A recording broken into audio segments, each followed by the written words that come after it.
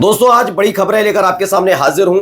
वार पलटवार की खबरें तो हैं ही, एक खबर यह भी है कि एक खुफिया रिपोर्ट ने पूरी दुनिया में हड़कंप मचा दिया है। तमाम खबरों की शुरुआत करूंगा, लेकिन उससे पहले नजर डाल लेते हैं अब तक की हेडलाइंस पर। अमेरिका और ब्रिटेन ने यमन के खिलाफ शुरू किया जॉइंट ऑपरेशन, राजधानी सना पर ताबड़तोड़ मिसाइल बरसाई। इजराइल ने हिजबुल्लाह पर बड़ा हमला करने का दावा किया तो वहीं हिजबुल्लाह ने भी किया पलटवार। नेबल्स में फिलिस्तीनियों और इजरायली सैनिकों के बीच जबरदस्त भिड़ंत। इस दौरान इजरायली सैनिकों को खदेड़ने का किया गया दावा। भारी फौजियत के बाद कतर का यू टर्न, हमास नेताओं के कतर छोड़ने के मामले पर पलटा कतर। खुफिया रिपोर्ट ने मचाया हड़कंप, इजराइल पर युद्ध खत्म न करने का अमेरिका ने बनाया था दबाव। नमस्कार, मैं हूं प्रज्वल गौतम और आप देख रहे हैं the live TV. The live TV, सच सबसे आगे।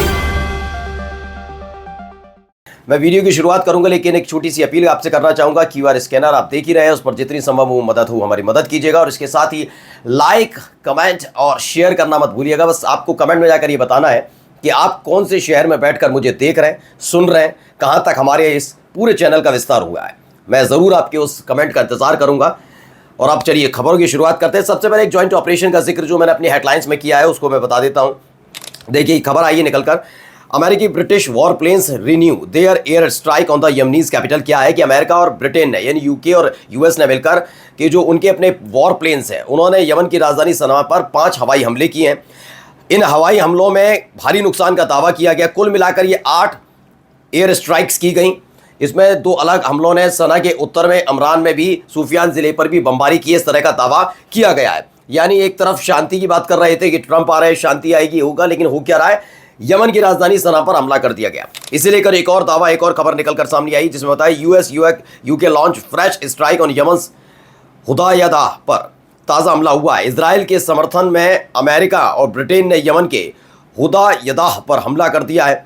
क्या है, इजराइल की जो नीति रही है उसको लेकर दावा किया गया है। ये प्रेस टीवी की तरफ से खबर है कि इजराइल के समर्थन में गजा पट्टी और लेबनान राष्ट्र में फिलिस्तीनियों के साथ देश की एकजुटता दिखाई जा रही थी और इजराइल के खिलाफ लगातार यमन की तरफ से हूती लड़ाकों की तरफ से कार्रवाई हो रही थी। और उसी बीच अमेरिका और ब्रिटेन के जो वॉर प्लेन्स ने उन्होंने सना के साथ साथ हुदायदा पर भी बड़ा हमला कर दिया। एक जॉइंट ऑपरेशन शुरू हुआ है जिससे हड़कंप मच गया है कि आगे अब क्या होने जा रहा है, क्योंकि इससे पहले आपको याद होगा लाल सागर में कुछ ऐसा ही जॉइंट ऑपरेशन शुरू किया गया था, लेकिन ब्रिटेन बीच में ही छोड़कर उसको चला गया था क्योंकि लगातार उसके जो जहाज थे उसको निशाना बनाया जा रहा था। अब एक वीडियो दिखाने जा रहा हूं, एक नई वीडियो है जिसमें इजराइल की तरफ से दावा किया गया। इजराइल की आर्मी ने दावा किया कि उन्होंने हिजबुल्लाह के कई ठिकानों पर हमला किया। पहले वीडियो देखिएगा। हिब्रू वेबसाइट ने इसे डाला है, किसके हवाले से, इजरायली आर्मी स्पोक्स पर्सन जो इजरायली सेना के प्रवक्ता, उसके मुताबिक रात में खुफिया विभाग की तरफ से एक हथियार जहां पर बनाए जाते हैं वो बेरूत का इलाका है, हिजबुल्लाह द्वारा जो इस्तेमाल किया जाता है लगातार हथियार बनाने के लिए, उस पर इजराइल की जो वायुसेना है उसने ताबड़तोड़ हमले किए हैं। ये दावा किया गया है कि कैसे उन्होंने अपने वॉर प्लेन से, लड़ाकू विमानों से यहां पर हमला किया है। एक खबर ये चैनल 14 की तरफ से, अर्जेंट चैनल 14 है, उनके संवाददाता ने भी बताया, पत्रकार ने, कि इजरायली सुरक्षा अधिकारियों ने इस बात की पुष्टि की है कि दक्षिणी लेबनान में जो उनका ग्राउंड ऑपरेशन चल रहा है उसमें हिजबुल्लाह मिसाइलों को नहीं रोकेगा और इसी का एकमात्र समाधान है कि राजनीतिक समझौता हो जाए। इसको लेकर कोई बातचीत चल रही है, लेकिन इन सब के बीच चूंकि पिछले आप तकरीबन 10 दिनों से देख रहे होंगे, कभी हिजबुल्लाह की तरफ से इजराइल पर अटैक हो रहा है, फिर तुरंत ही इजराइल हिजबुल्लाह पे लेबनान में कर देता है, फिर लेबनान की तरफ से फिर से होता है। तो ये तमाम चीज़ें लगातार चल रही हैं। अब आप सोचिए कि एक तरफ ये हमले हुए हैं, अब देखिए दूसरे हमले में दिखाने जा रहा हूँ, वीडियो देखिएगा। इस वीडियो को जरा गौर से देखते चलिएगा। इसमें बताया, दावा किया गया कि हिजबुल्लाह ने जब अटैक किया था उसके बाद की तस्वीरें हैं। इस वीडियो को लेकर दावा किया गया सेटलर्स डॉक्यूमेंट्स है, यानी कि जो वहाँ स्थानीय लोग हैं उन्होंने बताया गया क्षेत्र में कब्जे वाली सेना द्वारा चल रहे इस ज़मीनी अभियान के बावजूद वहाँ रहने वाले लोगों ने हिजबुल्लाह द्वारा दागे गए रॉकेट्स की बौछार की तमाम तस्वीरें सबके सामने रखी हैं कि कैसे वहाँ पर हमले किए गए, क्या कुछ वहाँ पर हुआ था। एक और ये खबर आई है, इसे देखिएगा। लेबनान की तरफ से दावा किया गया, इस्लामिक प्रतिरोध सेनानी यानी कि जो ये लड़ाका संगठन है, खासकर ये हिजबुल्लाह के जो लड़ाके हैं, उन्होंने केफर शुबा हाइट्स में हसन गेट के पास इजरायली सेना बलों की एक पूरी की पूरी मीटिंग चल रही थी। पूरा का पूरा दल था, गुट बना हुआ था, उन पर रॉकेट्स और सेल से निशाना बनाया।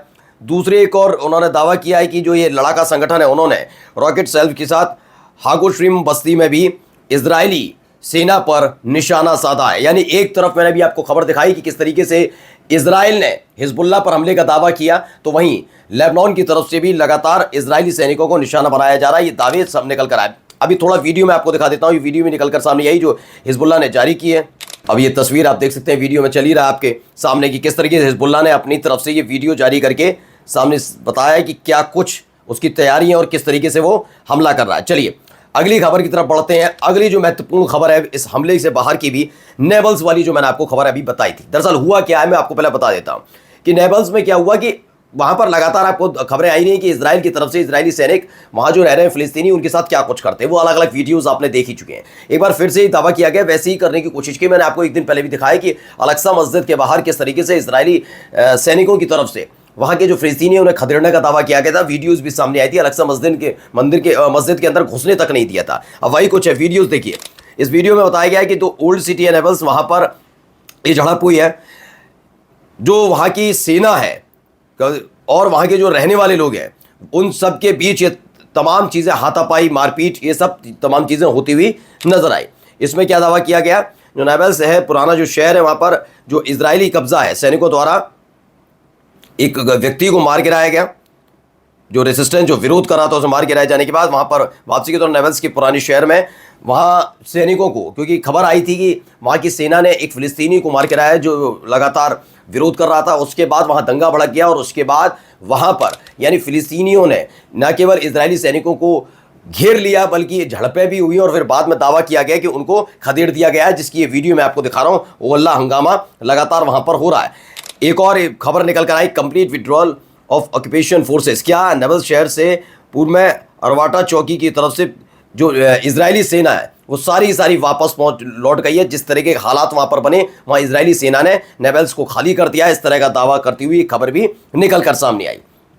एक और खबर है, वीडियोस आप देख सकते हैं। इसमें बताया गया पुराने शहर के अंदर बांका जंक्शन की तरफ एक टूर चौकी के कब्जे वाली सेनाओं को वापस जा रही है, विड्रॉ कर रही है। जैसे ही पूरा विवाद शुरू हुआ, वो समझ गए कि हालात ठीक नहीं है यहाँ पर, तो इजरायली सेना वो इलाका खाली कर रही है। इस तरह का दावा किया गया। Complete withdrawal occupation forces from inside the old city towards the Banka junction and then towards the Attur check point. इस चेक पॉइंट को भी खाली कर दिया गया है इस पूरे विवाद के बाद।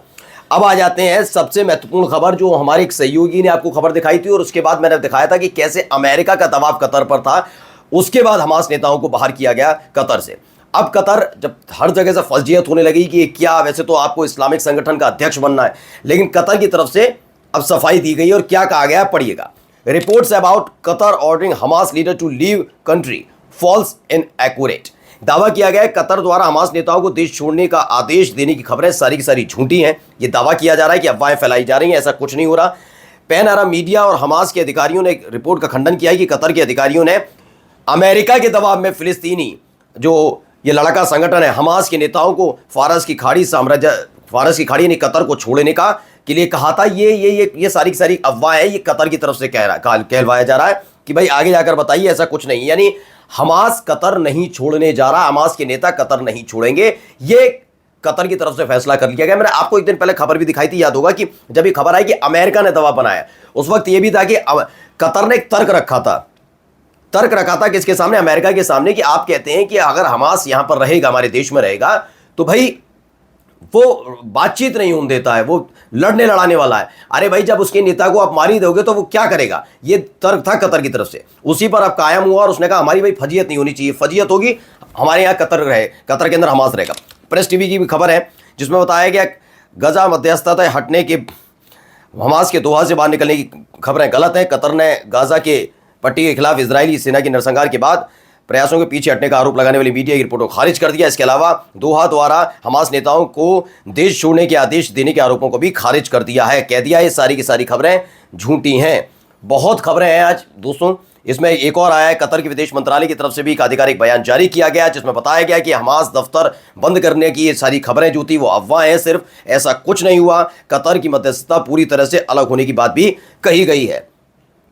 चलिए अगली खबर दिखा देता हूं। कतर ने गजा युद्ध के लिए मध्यस्थता समाप्त करने की, हमास को बाहर निकालने को लेकर जो कहा था उसमें कहा गया कतर गजा युद्ध विराम समझौते में बीच के रास्ते मध्यस्थता करने की कोशिश करना बंद कर देगा जब तक कि हमास और इजराइल बातचीत की मेज पर लौटने के ईमानदार और अच्छी तरीके से अपनी इच्छा शक्ति दिखाते नजर नहीं आते। हम कैसे इसको ला पाएंगे, और बिल्कुल सही बात उनकी कतर की तरफ से कही गई है। तो ये तमाम खबरें निकल कर आई।